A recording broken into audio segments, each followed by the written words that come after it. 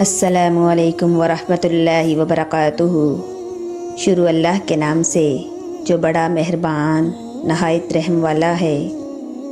کبھی کبھار ایسا بھی ہوتا ہے کہ جب ہم جائے نماز پر اللہ تعالیٰ سے مانگنے کے لیے بیٹھتے ہیں تو نہ آنکھوں سے آنسو نکل پاتے ہیں اور نہ ہی زبان سے کوئی بھی دعا لفظوں کی شکل میں کہی جاتی ہے، بس عجیب سی کیفیت ہوتی ہے۔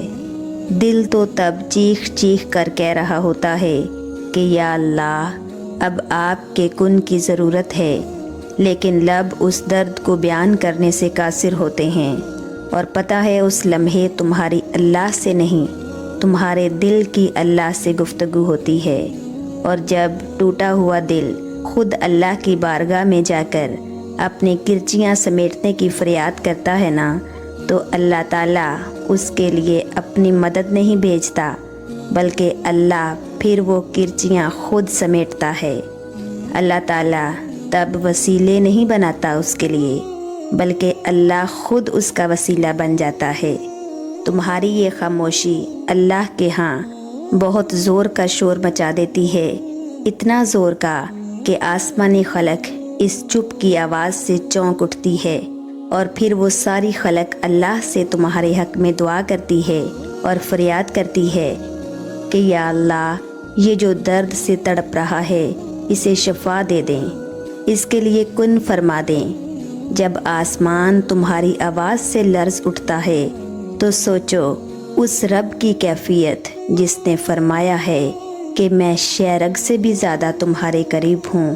سوچو تمہاری جس خاموشی کا شور عرش تک پہنچ سکتا ہے، اسے کیا تمہارے دل میں رہنے والا اللہ نہیں سن سکے گا؟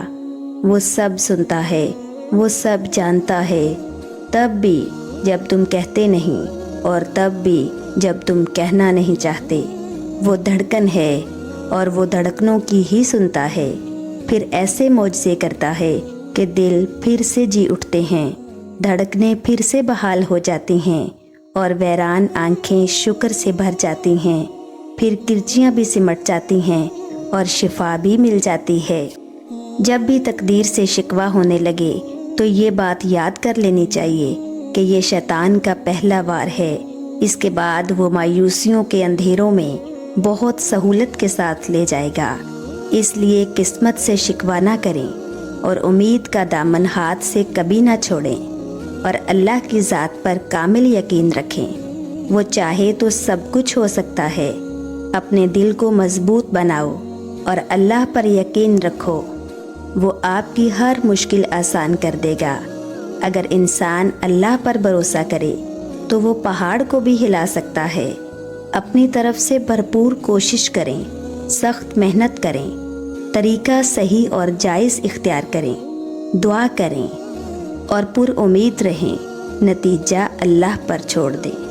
جب اللہ پر یقین کامل ہو کہ وہ آپ کے ساتھ کبھی برا نہیں ہونے دے گا تو بڑی سے بڑی مشکل بھی چھوٹی محسوس ہوتی ہے۔ اللہ کی ذات پر یقین رکھنے سے کبھی کبھی وہ بھی مل جاتا ہے جس کی امید نہیں ہوتی، کیونکہ اللہ کی خوبصورت صفت یہ ہے کہ وہ با اختیار ہوتے ہوئے بھی بہت جلدی مان جاتا ہے۔ اپنی عقل سے زیادہ اللہ کی ذات پر بھروسہ کرو۔ ہمارے پیارے نبی رسول صلی اللہ علیہ وآلہ وسلم نے فرمایا، اگر تم اللہ پر اس طرح بھروسہ کرو جیسے اس پر بھروسہ کرنے کا حق ہے تو وہ تمہیں اس طرح رزق دے گا جیسے پرندوں کو دیتا ہے۔ اللہ کبھی بھی دوسرا دروازہ کھولے بغیر پہلا دروازہ بند نہیں کرتا۔